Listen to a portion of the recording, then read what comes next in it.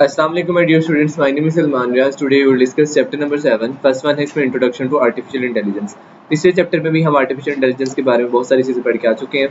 अब इसमें है AI is a modern field of computer science. Computer science की जदीद फील्ड है जो कि बताती है मशीन किस तरह से सोचती है, किस तरह से इंसानों की तरह एक्ट करती है। इसमें प्रॉब्लम सॉल्विंग से लेकर डाटा से सीखने तक, फिर उसके अकॉर्डिंग ऑटोमेटिक स्मार्ट डिसीजन बनाने तक, बजाय इसके कि आप प्रोग्राम स्टेप बाय स्टेप करें, वो ऑटोमेटिकली सारी चीज़ें कर रहा होगा। अब AI कहाँ इस्तेमाल होता है? वॉइस असिस्टेंट आपने देखा, गूगल असिस्टेंट सिरी में, चैटबॉट्स में, हेल्थ केयर डिजीज डिटेक्शन में, नेविगेशन में, मैप्स फॉर ड्राइवर्स के लिए, और उसके बाद ऑनलाइन शॉपिंग के दौरान रिकमेंडेशन देनी होती है, उस दौरान भी AI यूज हो रहता है। कह रहे जी just like student reading a book, फिर एक स्टूडेंट बुक्स पढ़ता है, फिर उसे समझता है, फिर उसे क्वेश्चंस के आंसर करता है। सेम इसी तरह से AI जो है वो चीज़ों को देखता है, फिर उनसे सीख समझता है, फिर उसके अकॉर्डिंग आपको जवाब दे रहा होता है, रिस्पॉन्स कर रहा होता है। Impact of AI in jobs and work, बहुत सारी जॉब्स जो है वो खत्म हो चुकी हैं AI की वजह से। AI changing the way people work, कह रहा है ये लोगों के काम करने के तरीकों को बदल रहा है। In factories robots and machine do jobs faster longer with few mistakes. Factories के अंदर रोबोट्स और मशीन जो हैं वो ज़्यादा तेज़ी से काम करती हैं और बहुत कम गलतियों के साथ। At the same time AI जो है वो entirely new types of jobs पैदा कर रहा है जो पहले एग्जिस्ट नहीं करती थी। AI job is replacing repetitive factory task, जो आम डेली मर्रा के रोज़मर्रा के जो बहुत सारे काम रेपिटेटिव नेचर के हैं, एक ही तरह के होने वाले काम, सिंपल डाटा एंट्री जिस तरह से है, डाटा एंट्री करनी होती है, डेबिट क्रेडिट करना होता है बैंक्स के अंदर, वो ऑटोमेटिक अब हो रहा है। बेसिक सॉर्टिंग आउट चीज़ों का क्लासिफाइंग करना है, पैकेजिंग करनी है, फिर असेंबली लाइन वर्क है। तो इसमें ये सारा डाटा एंट्री क्लर्क का काम है, सिंपल सॉर्टर है, असेंबली लाइन वर्कर है, तो ये AI की वजह से खत्म हो रहे हैं। उसके बाद न्यू जॉब्स AI की वजह से जो डाटा में आ रही हैं कंप्यूटर साइंस में, people are needed to design, test and manage AI system.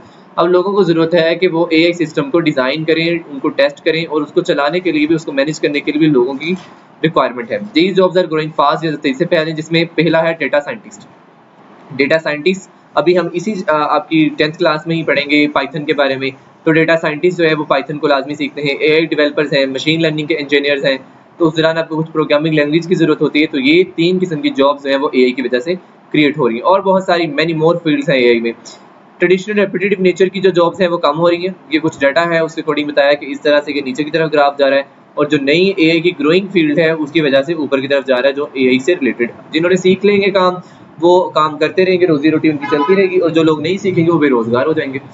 Data and AI, data is the most important part of AI। Data जो है AI आर्टिफिशियल इंटेलिजेंस का बहुत अहम हिस्सा है। AI डाटा से सीखता है इसी तरह जिस तरह एक बच्चा किताबें पढ़ के सीखता है, और data is large and correct, data बहुत ज़्यादा है और सही भी है। तो AI पहले से ज़्यादा स्मार्ट हो चुका है। AI बहुत सारी इंफॉर्मेशन में पैटर्न्स ढूंढ लेता है और uses them to make better choices, और जो बेटर चॉइसेस हैं उसको निकालने में आपको हेल्प करता है। अगर एक AI ट्रेंड है लेकिन उसमें poor quality data can give wrong answers और मेक अनफेयर डिसीजंस। आपने AI को ट्रेन करना था लेकिन जो डाटा की क्वालिटी थी वो पुअर थी। पुअर क्वालिटी डाटा का मतलब ये है कि वो डाटा अप टू डेट नहीं था, वो डाटा इनकरेक्ट था, वो डाटा रिलायबल नहीं था। ये हमने डाटा क्वालिटी पढ़ा हुआ है पिछले 9th क्लास में, डाटा साइंस वाले चैप्टर में। तो उसमें पुअर क्वालिटी डाटा का मतलब ये है कि ऐसा डाटा जो इनएक्यूरेट है, रिलायबल नहीं है, आउटडेटेड है, तो वो सारा आ जाएगा इसमें। कह रहा है इस वजह से रॉन्ग आंसर्स आएंगे और अनफेयर डिसीजंस हो सकते हैं। तो इस तरह से कह लें गार्बेज इन गार्बेज आउट, कूड़ा डालोगे तो कूड़ा ही बाहर निकलेगा। तो अगर आप पुअर क्वालिटी डाटा दोगे तो डिसीजन भी पुअर होंगे, सही डिसीजन नहीं होंगे। AI जब आप ट्रेन कर रहे हो बाइस्ड ऑन करेक्ट डाटा के ऊपर, ऐसा डाटा जो डिस्क्रिमिनेट है, बाइस्ड है, ठीक है, तो उस दौरान facial recognition model train only on one skin tone, सिर्फ एक ही स्किन टोन पे कर दिया। स्किन टोन तकरीबन बहुत ज़्यादा है, बट जो उसको जीन्स कंट्रोल करते हैं, 6 किस्म के अलील हैं जो स्किन टोन को कंट्रोल करते हैं। तो फेशियल रिकॉग्निशन अगर सिर्फ आपने एक ही स्किन टोन के लिए कर दी तो वो बाकी स्किन टोन में नहीं कर पाएगा। It will make wrong and unfair judgement for everyone else, तो हर एक के लिए वो अनफेयर जजमेंट रॉन्ग करेगा। Data quality directly determines AI quality, जितना अच्छा डाटा दोगे उतनी अच्छी AI की क्वालिटी हो जाएगी। Automatic data collection. Automatic data collection means gathering information without needing a person to enter it by hand. कह रहा है ऑटोमेटिक डाटा कलेक्शन में आपको इन्फॉर्मेशन गैदर तो करनी है लेकिन उस दौरान कोई बंदे को उसमें इंटर नहीं करना।